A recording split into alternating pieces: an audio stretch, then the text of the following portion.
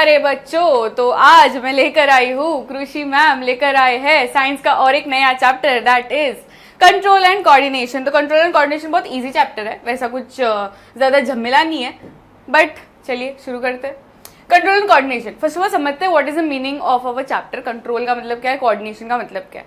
Control मतलब क्या कि you have that power to regulate other things या अदर पीपल। फॉर एग्जांपल, अगर आपको क्लास का मॉनिटर बना दिया गया है तो यू हैव द पावर कि आप दूसरों को ऐसा कीप क्वाइट बोल सकते हो, नाम बोल सकते हो टीचर को, तो ये सब आपके पास पावर आ जाती है। बट एक बात बताओ, अगर आपका वो कोऑर्डिनेशन नहीं है, सिंक्रोनाइजेशन नहीं है, तालमेल नहीं है दूसरे स्टूडेंट्स के साथ, तो आपकी वो बात भी नहीं सुनेंगे। तो ये जरूरी है ना कि तालमेल अच्छा हो, सिंक्रोनाइजेशन अच्छा हो। तो वैसे ही हमारे बॉडी में होता है, बॉडी में ना ब्रेन को कंट्रोल सेंटर माना जाता है, उसको ये जिम्मेदारी दी गई कि जो भी ऑर्गन्स है उसको कंट्रोल में रख। बट ये भी जरूरी है कि जो दूसरे ऑर्गन्स है उसकी बात माने, सिंक्रोनाइजेशन हो, कोऑर्डिनेशन हो। तो ये कोऑर्डिनेशन के बिना कंट्रोल हो ही नहीं सकता, एंड दैट इज वाई यहाँ पे कोऑर्डिनेशन बहुत इंपॉर्टेंट है। ये कोऑर्डिनेशन ना दो टाइप्स में हो सकता है, फर्स्ट है नर्वस, दूसरा है हार्मोनल। अब हमें नाम से हमें समझता है कि ये नर्वस कोऑर्डिनेशन कौन से सिस्टम की मदद लेगा, यहाँ पे ये नर्वस सिस्टम की मदद लेगा। तो यहाँ पे नर्वस सिस्टम आता है बच्चों। नर्वस सिस्टम में क्या क्या आ गया, ब्रेन, स्पाइनल कॉर्ड, नर्व्स, ये सब कुछ नर्वस सिस्टम में आ गया। यहाँ पे आपको ये बात नोट डाउन करनी है कि प्लांट्स में एक वेल डेवलप्ड नर्वस सिस्टम नहीं पाई जाती, and that is why nervous control and coordination is absent in plants. सिर्फ एनिमल्स में ये पाया जाता है। एंड यहाँ पे हार्मोनल दोनों में पाया जाता है, क्योंकि अभी प्लांट्स बेचारे क्या करेंगे, तो प्लांट्स को भी एक कोऑर्डिनेशन सिस्टम लगेगा, एंड दैट इज व्हाई यहाँ पे हार्मोनल। अब हार्मोनल कौन से सिस्टम की मदद लेता है, endocrine. Endocrine are what, ductless gland, मतलब वो अपना सिक्रीशन डायरेक्टली ब्लड में पोर कर देंगे और फिर वो ब्लड में स्विमिंग करते करते करते करते चले जाएंगे टारगेट सेल्स के ऊपर। यहाँ पे ये जरूरी है कि ये ना cell communication, cell to cell communication के लिए भी इंपॉर्टेंट है, बट यहाँ पे सेल टू सेल कम्युनिकेशन नहीं होता, ये ना थोड़ा शॉर्टकट मारता है, एंड दैट इज वाई यहाँ पे fast signalling is possible, but यहाँ पे इसको मेहनत करनी है, सेल टू सेल जाना है, एंड दैट इज वाई यहाँ पे स्लो होता है। यहाँ पे थोड़ा जो इफेक्ट है, this is long lasting, but यहाँ पे क्योंकि ये फास्ट है, ये एकदम शॉर्ट टर्म रहता है, short term effect is seen, ठीक है। और कौन सी चीज यहाँ पे, हार्मोनल नाम से हमें समझता है कि यहाँ पे हार्मोन्स इन्वॉल्व रहेंगे, and that is why this system is also called as chemical coordination. These hormones are what, chemicals. तो हार्मोन्स के मदद से ये केमिकल कोऑर्डिनेशन पॉसिबल होता है, cell to cell communication is possible, ठीक है। तो ये दोनों आपको समझना है। नेक्स्ट हम लोग समझेंगे नर्वस सिस्टम। तो यहाँ पे जो नर्वस कोऑर्डिनेशन की बात की हमने, ये नर्वस कोऑर्डिनेशन के बारे में हम लोग समझेंगे नर्वस सिस्टम के। तो ह्यूमन नर्वस सिस्टम, हम सेल्फिश है तो फर्स्ट ऑफ ऑल पढ़ेंगे ह्यूमंस के बारे में। तो human nervous system comprising of two components, ठीक है। एक तो होता है सेंट्रल नर्वस सिस्टम, दूसरा होता है पेरिफेरल नर्वस सिस्टम। देखो फिर से टर्म्स समझना है, नाम समझना है। सेंट्रल नर्वस सिस्टम, सेंट्रल मतलब क्या कि ये सेंट्रल एक्सिस में प्रेजेंट रहेगा। तो बॉडी के सेंट्रल एक्सिस में क्या प्रेजेंट है, यहाँ पे फर्स्ट ऑफ ऑल ब्रेन आएगा, उसके नीचे स्पाइनल कॉर्ड आएगा। तो यहाँ पे क्या लिखोगे, सेंट्रल नर्वस सिस्टम में दो कंपोनेंट्स होते हैं, एक तो होता है ब्रेन, दूसरा होता है स्पाइनल कॉर्ड। अब ये जो ब्रेन एंड स्पाइनल कॉर्ड है, इसमें से ना थोड़ी नसें निकलती है, और ये कहां पे जाती है, पेरीफेरल रीजन में जाती है। पेरीफेरी पता है, बाउंड्री, तो ये peripheral region of the body में जाते हैं। दैट इज वाई यहाँ पे क्या बोलते हैं, यहाँ पे पेरीफेरल नर्वस सिस्टम में आते हैं नर्व्स। कौन से नर्व्स आएंगे, ब्रेन के नर्व्स आएंगे, स्पाइनल कॉर्ड के नर्व्स आएंगे। तो ब्रेन के नर्व्स को क्या बोलते हैं, क्रेनियल नर्व्स बोलते हैं, और स्पाइनल कॉर्ड से जो नर्व्स निकली है उसका नाम क्या होगा, स्पाइनल नर्व्स होगा। अब ये हो गया स्पाइनल नर्व्स, क्रेनियल नर्व्स। दूसरी चीजें जो होती है ना पेरीफेरल नर्वस सिस्टम में, यहाँ पे दो कंपोनेंट्स में हम लोग डिवाइड कर सकते हैं अगर प्रॉपरली डिवाइड करना है तो फर्स्ट होता है सोमैटिक नर्वस सिस्टम, दूसरा होता है autonomic nervous system.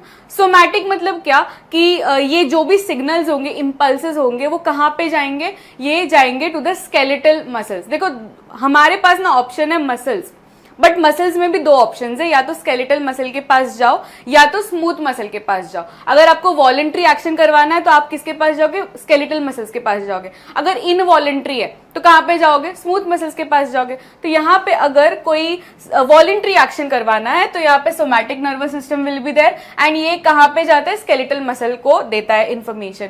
Next is autonomic, तो ऑटोनॉमिक किसको देता है, इनवॉलेंट्री एक्शन करने के लिए होता है, and this is given to the smooth muscle. यहाँ पे और बाइफिकेशन है, that is sympathetic nervous system, and दूसरा होता है पैरासिम्पैथेटिक नर्वस सिस्टम।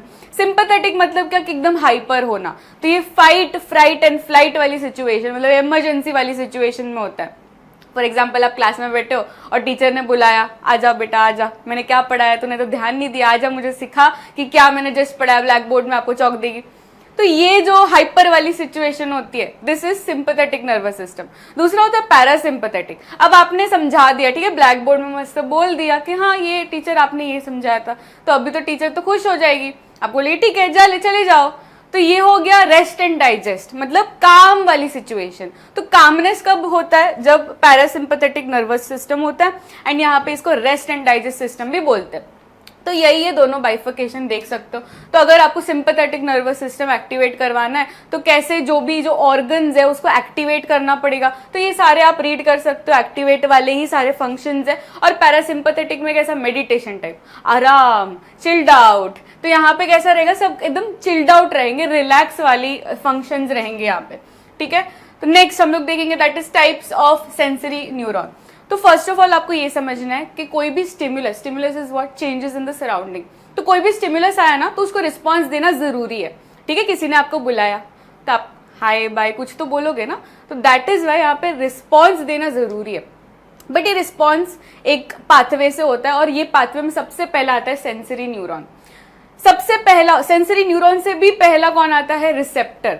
तो हमारे बॉडी में देयर आर सेंसरी ऑर्गन्स, ये सेंसरी ऑर्गन्स के ऊपर क्या प्रेजेंट रहते हैं, रिसेप्टर्स। रिसेप्टर मतलब क्या, कि जो रिसीव करेंगे सिग्नल्स, इंपल्सेस को रिसीव करेंगे, उसको बोलते हैं हम लोग रिसेप्टर्स। ये रिसेप्टर्स 5 सेंसरी ऑर्गन्स के ऊपर रहेंगे, और सभी के नाम आपको याद रखना है। फर्स्ट इज स्किन के ऊपर। स्किन के ऊपर कौन से रिसेप्टर्स होते हैं, थिग्मो रिसेप्टर्स या तो थर्मो रिसेप्टर्स, जो कि टच को एज अ स्टिमुलस आइडेंटिफाई करेंगे।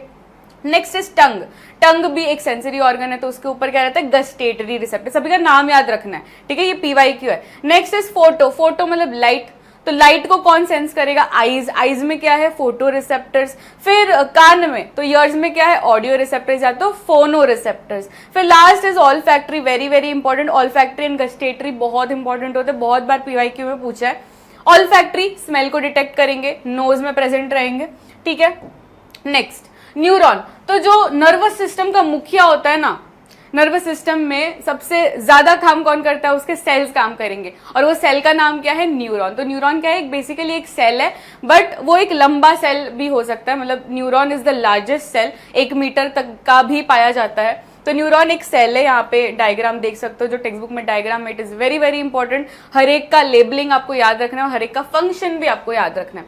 फर्स्ट ऑफ ऑल देखते हैं इसका स्ट्रक्चर, देखते फंक्शन देखते। ये जो न्यूरॉन होगा उसके जो ब्रांचेस होंगे उसका नाम क्या होता है, डेंड्राइट्स। ये डेंड्राइट्स क्या करेंगे, रिसीव करेंगे इन्फॉर्मेशन को, जो भी इन्फॉर्मेशन स्टिमुलस है उसको रिसीव करेंगे। फिर डेंड्राइट के बाद में वो इम्पल्स अंदर जाएगा। ये जो उसका फेस है, this face is called as cell body, या तो साइटोन भी बोल सकते हो। तो इसके अंदर क्या है, बेसिकली साइटोप्लाज्म है, और उसको सेल बॉडी बोलते हैं। ये सेल बॉडी के अंदर ये जो गोला है, this is what, this is nucleus. Cell है तो न्यूक्लियस तो होगा ही। उसके बाद में ये इम्पल्स कहाँ पे जाएगा, ये इलोंगेटेड पार्ट में जाएगा, this is called as axon, ठीक है। ये एक्सॉन के ऊपर आप देख रहे हो, ये येलो कलर के सेल्स होते हैं, ये 11th में बहुत डिटेल में होगा, but these are Schwann cells. Schwann cells neuroglia cells होते हैं, सपोर्टिव सेल्स होते हैं। न्यूरॉन का जो भी फंक्शन होगा तो उसके आजू बाजू रहेंगे, उसको सपोर्ट करेंगे, ठीक है। तो ये एक माइलिन शीट बनाता है, एक माइलिन शीट एक इंसुलेटर जैसा वो काम करता है, जिससे इंपल्सेस फास्ट कैरी होते हैं। उसके बाद में आप देख रहे हो ये न्यूरॉन अभी एंड हो रहा है, एंड दैट इज उसका नाम क्या पड़ता है, नर्व एंडिंग या न्यूरोनल टर्मिनल, या तो एक्सॉन टर्मिनल या तो एक्सॉनल एंडिंग भी बोल सकते हो, ठीक है। तो ये सारे नाम आप याद कर सकते हो। उसके बाद में देखो, ये एक तो न्यूरॉन नहीं होगा, उसके बाद में चेन ऑफ न्यूरॉन्स होगी, क्योंकि इम्पल्स को कैरी करना है, तो एक न्यूरॉन से तो कैरी नहीं होगा, चेन ऑफ न्यूरॉन्स लगेगा। तो एक न्यूरॉन के बाद में ना बच्चों एक छोटा सा गैप होता है, this gap is called as synapse. ये साइनैप्स में कुछ ऐसा सिस्टम है कि ये इलेक्ट्रिकल इम्पल्स को नहीं जाने देता है। अब ये जो इम्पल्स मैंने बोला कि इम्पल्स जा रहा है जा रहा है जा रहा है, ये कौन से फॉर्म में जा रहा है? It is very very important question. कौन से फॉर्म में जा रहा है? इलेक्ट्रिकल इम्पल्स के फॉर्म में जा रहा है। बट जब ये साइनैप्स आता है, ये गड्ढा आता है, ये गैप आता है, तब ये इलेक्ट्रिकल इम्पल्स को कन्वर्ट होना पड़ता है into chemical impulse. Chemical impulse मतलब न्यूरोट्रांसमीटर्स। तो न्यूरोट्रांसमीटर्स कुछ ऐसे केमिकल्स होते हैं जो साइनैप्स में मौजूद होते हैं। अब वेरी इंपॉर्टेंट क्वेश्चन कि ये जो कन्वर्जन हुआ from electrical impulse to chemical impulse, ये कहां पे हुआ? What is the site? ये कहां पे हुआ? यहां पे हुआ, this axonal terminal.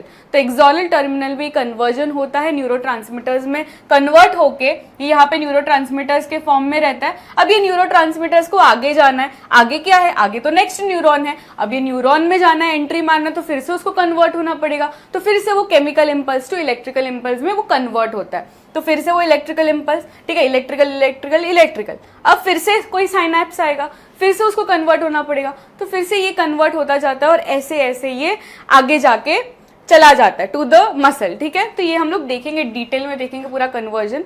I hope this is clear. अब इसका फंक्शन हमने ऑलरेडी डिस्कस कर लिया। टाइप्स ऑफ न्यूरॉन, तो sensory neuron, motor neuron, inter neuron. Inter neuron मतलब रिले न्यूरॉन। तो सेंसरी न्यूरॉन ने क्या किया? जो भी था, सेंसरी इंफॉर्मेशन थी, इम्पल्स थी, उसने कैरी कर लिया, स्टिमुलस उसने कैरी कर लिया। उसके बाद में वो देगा, नेक्स्ट कंपोनेंट को देगा, दैट इज स्पाइनल कॉर्ड या तो brain, depending on the function. फिर वो स्पाइनल कॉर्ड या तो ब्रेन देगा मसल को, इंफॉर्मेशन मसल को देना है, क्योंकि muscle is responsible for movement. But ये डायरेक्टली नहीं देगा, there will be certain neurons जो कि कैरी करेंगे ये इन्फॉर्मेशन। तो सेंसरी न्यूरॉन ने क्या किया? सेंसरी न्यूरॉन्स के आजू बाजू सेंसरी ऑर्गन्स के आजू बाजू रहते, इसलिए उसका नाम पड़ जाता है सेंसरी न्यूरॉन। उसने क्या किया? स्टिमुलस को लिया, रिसीव किया और उसने बोला कि ठीक है आगे दे दो। तो स्पाइनल कॉर्ड है तो ब्रेन तक वो इन्फॉर्मेशन गई। उसके बाद में वो लोग सोचेंगे, ब्रेन स्पाइनल कॉर्ड सोचेंगे, उसके बाद में जो भी डिसीजन रहेगा वो मोटर न्यूरॉन को देंगे। बट डायरेक्टली नहीं दे सकते, एक बीच का बंदर रिक्वायर्ड है, एंड दैट बीच का बंदर इज इंटर न्यूरॉन। तो सेंसरी न्यूरॉन की इन्फॉर्मेशन को डायरेक्टली हम लोग पास ऑन नहीं करेंगे to the motor neuron, there is some बीच का बंदर that is called as relay neuron या तो इंटर न्यूरॉन, ठीक है। और मोटर न्यूरॉन क्या करेगा? लास्ट वाला न्यूरॉन होता है जो मसल के इधर ऐसा अटैच होगा और मसल को डायरेक्ट इन्फॉर्मेशन देगा कि ठीक है ये मूवमेंट करो, क्योंकि हमको ये स्टिमुलस मिला है। तो अकॉर्डिंग टू द स्टिमुलस ये अपना मूवमेंट करवाएगा।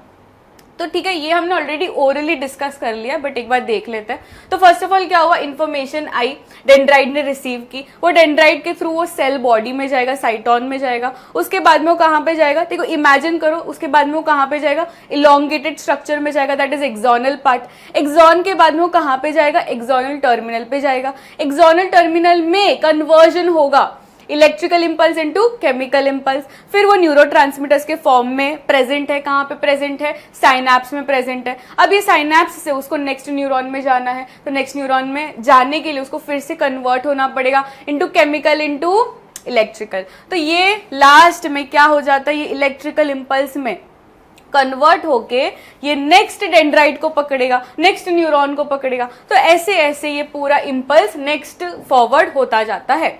अब टाइप्स ऑफ रिस्पॉन्सेज, तो ये सारे जो एक्शन होते हैं, देखो depending on the stimulus, depending on the action, there are certain kind of responses. तो वॉलेंट्री एक्शन, अब आप चल रहे हो, आप बातें कर रहे हो, this is voluntary action, right? आपके विल के अकॉर्डिंग हो रहा है। तो वॉलेंट्री एक्शन के लिए अलग पाथवे रहेगा।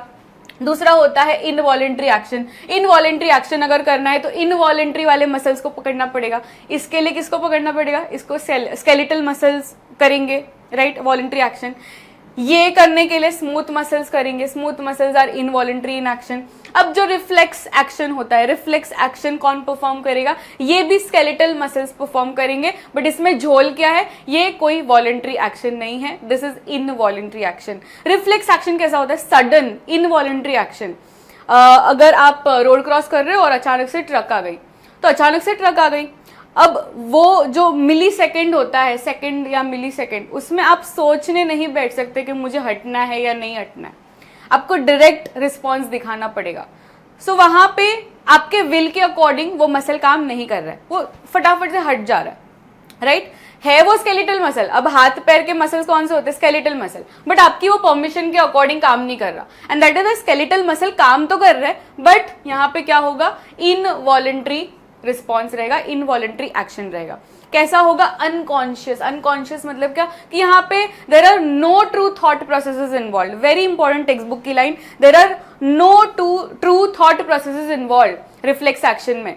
कोई भी सोचने नहीं बैठ रहा है। यहाँ पे आप जो रिफ्लेक्स आग बनाओगे, यहाँ पे आपको कहीं पे भी ब्रेन का इन्वॉल्वमेंट नहीं दिखेगा, बिकॉज ब्रेन को अगर इंफॉर्मेशन दी तो वो सोचने बैठेगा, और हमारे पास टाइम नहीं है सोचने के लिए। इसलिए यहाँ पे शॉर्टकट हम लोग मारेंगे, दैट इज सिर्फ स्पाइनल कॉर्ड से पूछेंगे, स्पाइनल कॉर्ड की आज्ञा को फॉलो करेंगे कि हमें ये डिसीजन करना है या नहीं करना है। बट ब्रेन को सिर्फ इंफॉर्मेशन दी जाएगी, मैसेज दिया जाएगा, बट वो इन्वॉल्व नहीं होगा।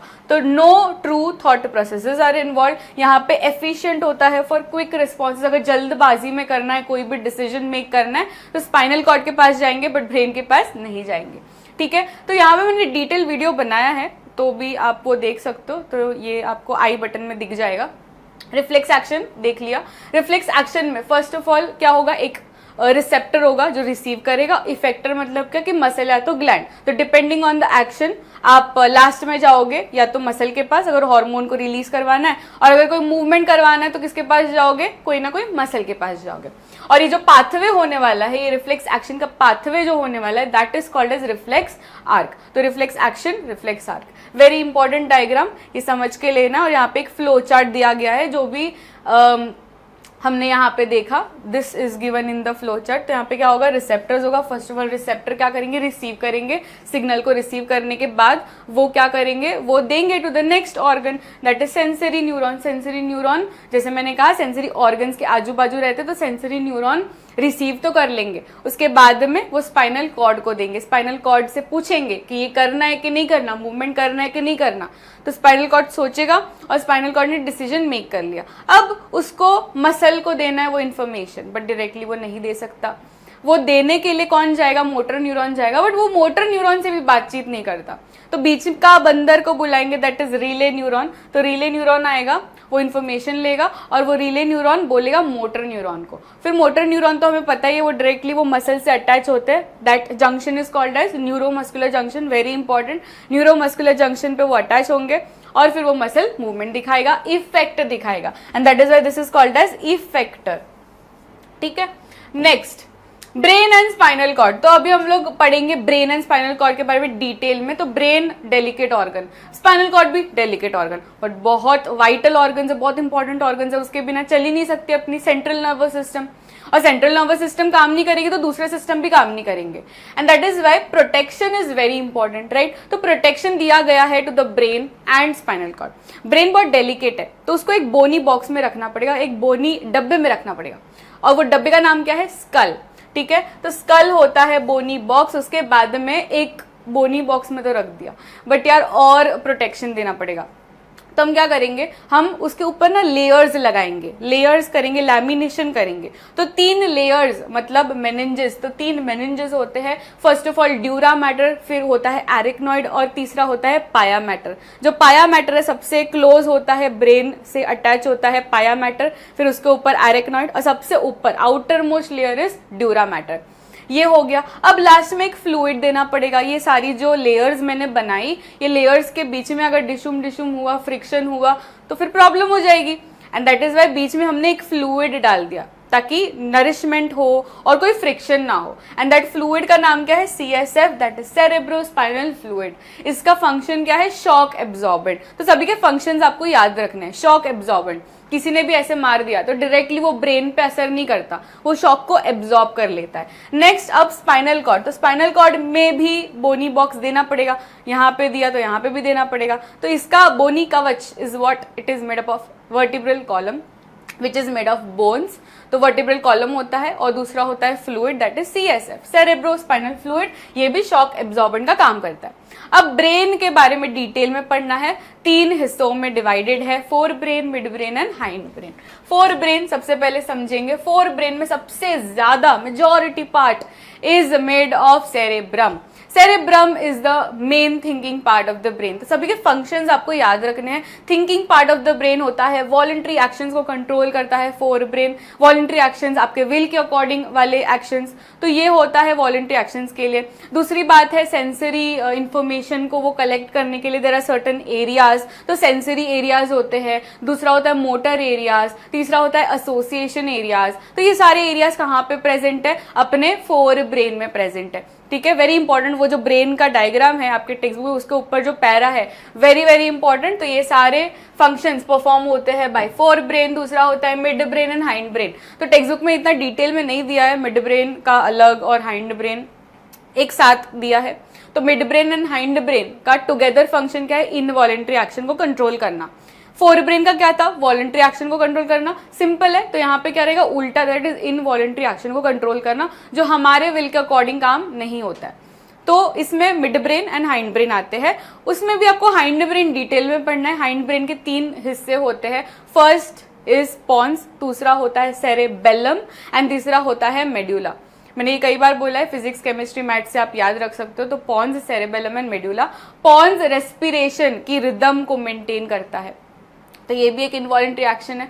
दूसरा होता है सेरेबेलम। तो सेरेबेलम के दो फंक्शंस याद रखने हैं, टेक्स्ट बुक में क्लियर लाइंस है, बहुत बहुत इंपॉर्टेंट। तो यहाँ पे फर्स्ट फंक्शन होगा to maintain the posture and balance of the body. दूसरा क्या होता है?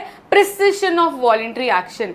ठीक है, कोई भी वॉलेंट्री एक्शन जो आपके लिए एकदम सिंपल है, जैसे कि पिकिंग अ पेन, सिंपल है, बट अगर आप कोई बेवड़े को बोलोगे कि तू उठा ऐसा, तो ये नहीं कर पाएगा, ये चल भी नहीं सक रहा और कोई वॉलंटरी एक्शन भी नहीं कर पा रहा, तो प्रिसिजन भी उसमें हैम्पर हो जाता है। तीसरा है मेड्यूला। तो मेड्यूला, ये तीन वर्ड याद रखना है, वॉमिटिंग, ब्लड प्रेशर, सलाइवेशन। तीनों के तीनों इनवॉलेंट्री एक्शंस है और ये तीनों को कंट्रोल करता है। कॉमा करके हार्ट बीट भी लिख दो, तो हार्ट बीट भी आपको पूछा जा सकता है ये कौन कंट्रोल करता है, तो ये भी मेड्यूला कंट्रोल करता है। ये चार वर्ड्स इंपॉर्टेंट है। दूसरी बात आपको याद रखनी है कि ये जो ब्रेन का डायग्राम आपकी टेक्स्ट बुक में है, उसमें आपको क्लियरली दिख रहा होगा कि ये जो मेड्यूला पार्ट है, medulla part is the last part of the brain. उसके बाद में जो शुरू होगा दैट इज स्पाइनल कॉर्ड। तो एमसीक्यू बन सकता है what is the last part of the brain, तो उसमें क्या लिखोगे? मेड्यूला। तो फर्स्ट बल्ज जो होता है दैट इज पॉन्स, उसके बाद में जो बल्ज है that is medulla, and medulla के बाद में जो शुरू हो रहा है that is spinal cord. Cerebellum कैसा? वो चक्री जैसा स्ट्रक्चर है, दैट इज सेरेबेलम। नेक्स्ट चीज आपको याद रखना है that is brain stem. Brain stem क्या होता है? It is made of mid brain and hind brain, but वो चक्री को निकाल दो, दैट इज सेरेबेलम को निकाल दो। तो जो भी स्ट्रक्चर्स आए मिड ब्रेन में, जो भी स्ट्रक्चर, फिर हाइंड ब्रेन में कौन कौन? Pons and medulla. तो ये सब कुछ मिला के आप बोल सकते हो दिस इज ब्रेन स्टेम। अब हो गया हमारा nervous coordination. Now we come on to hormonal coordination, endocrine वाला। अभी इसमें मैंने क्या बोला कि ये तो दोनों में प्रेजेंट है, प्लांट्स में भी प्रेजेंट है और एनिमल्स में भी प्रेजेंट है। तो प्लांट्स में प्लांट हार्मोन्स रहेंगे, इसमें क्या रहेंगे? एनिमल हार्मोन्स रहेंगे। तो एक एक करके देखते हैं।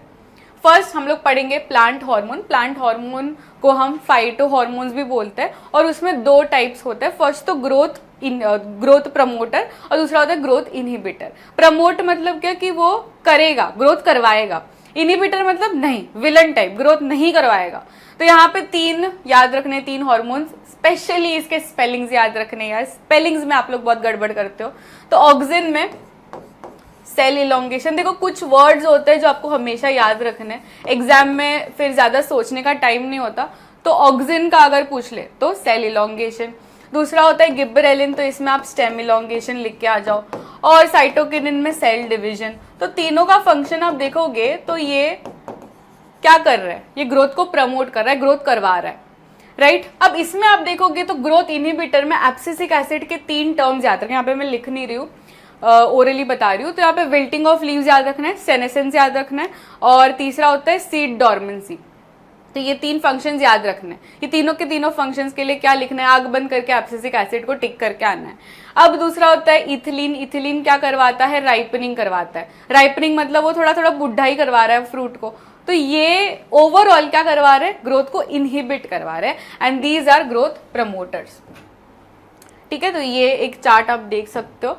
Next we move on to human hormones. Animal hormones हम लोग ह्यूमंस के बारे में स्टडी करेंगे और उसमें ये सारे हार्मोन्स के बारे में आपको स्टडी करना है। तो पिट्यूटरी, पिट्यूटरी क्या है? मास्टरमाइंड वाली ग्लैंड है। ये खुद का सिक्रीशन तो करेगी बट साथ ही साथ जो दूसरे ग्लैंड है ना, उसके साथीदार वाले ग्लैंड्स, सभी को कंट्रोल करेगी कि हाँ इतना हार्मोन कर, इतने लेवल पे ही तू एक्टिवेट हो, तो सभी का कंट्रोल लेके भी ये बैठी है और खुद का सिक्रीशन तो कर ही रही है। तो इसका सिक्रीशन क्या है? इसका secretion is growth hormone, growth करवाएगा, ग्रोथ एंड डेवलपमेंट करवाएगा ऑफ ऑल द ऑर्गन्स, ठीक है, एंड ओवरऑल ग्रोथ करवाएगा, ठीक है। अब ये पिट्यूटरी तो अपनी मॉनिटर है, बट उसका भी एक शेर है, तो इसके भी सवा शेर है, दैट इज हाइपोथैलेमस। तो हाइपोथैलेमस किसको कंट्रोल करता है? पिट्यूटरी को, और पिट्यूटरी दूसरी ग्लैंड्स को कंट्रोल करती है।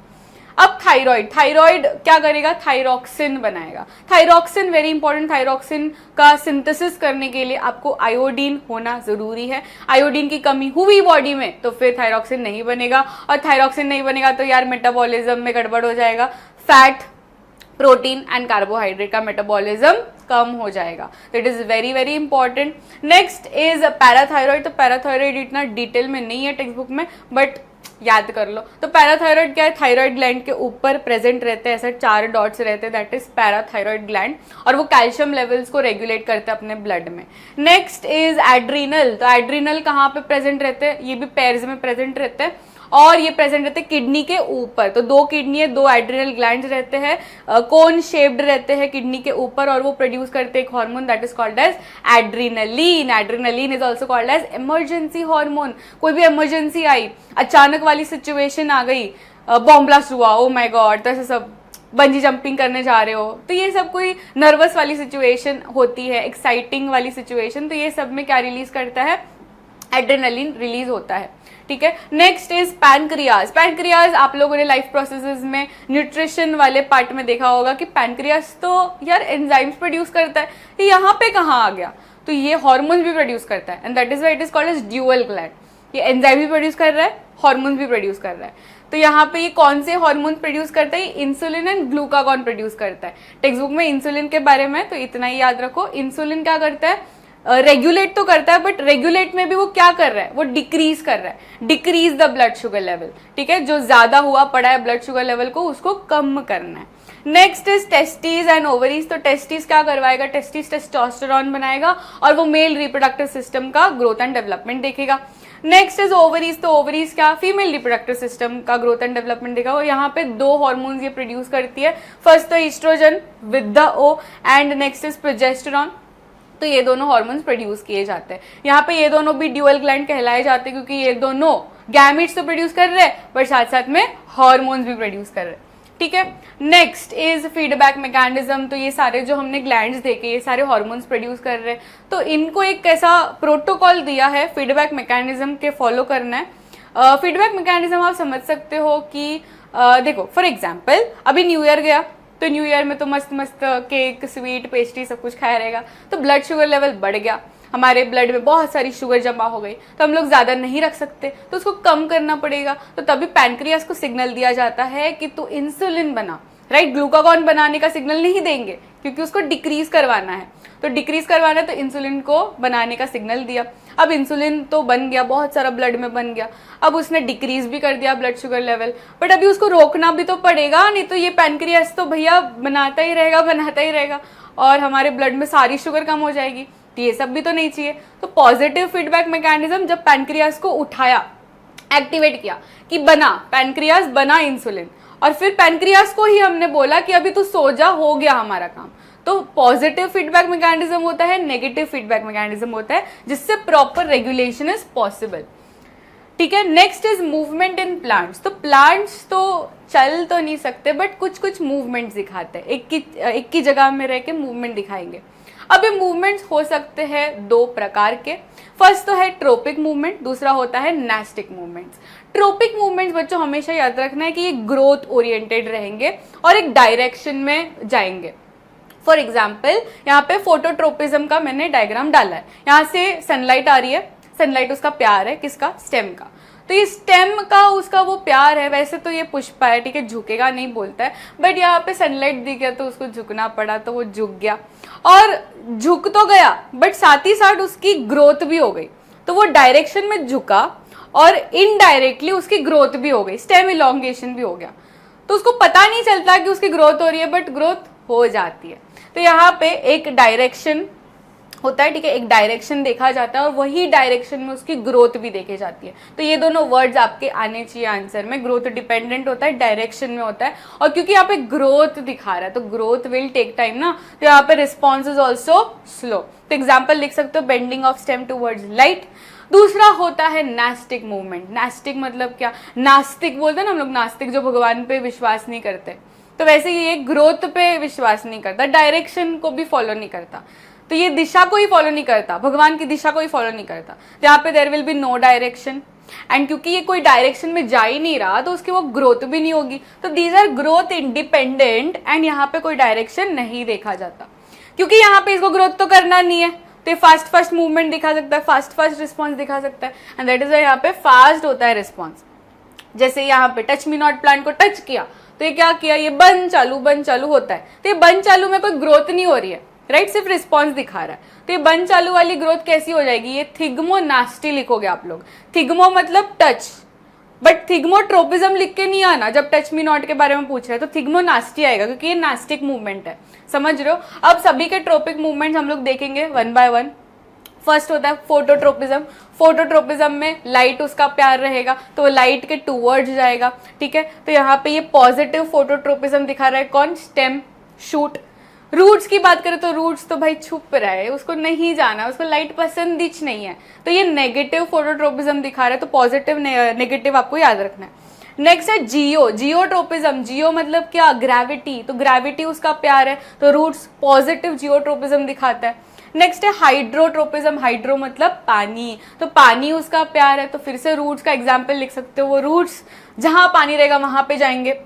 Next is thigmotropism. थिग्मो मतलब टच, तो यहाँ पे टेंड्रिल का एग्जाम्पल लिख सकते हो, टच के अकॉर्डिंग वो कर्लिंग देखा जाता है यहाँ पे। Next last is chemotropism. तो कीमोट्रोपिज्म केमिकल्स यहाँ पे इन्वॉल्व होते हैं, तो जो स्टिग्मा है उसके ऊपर जो पोलन ग्रेन्स लैंड हुए हैं उसको जाना है अपने प्यार के पास, दैट इज ओव्यूल्स, तो ये ओवरी में प्रेजेंट है।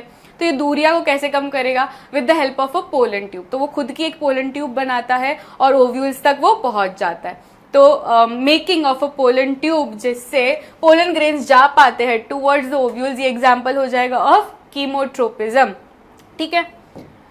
So that is it for this chapter.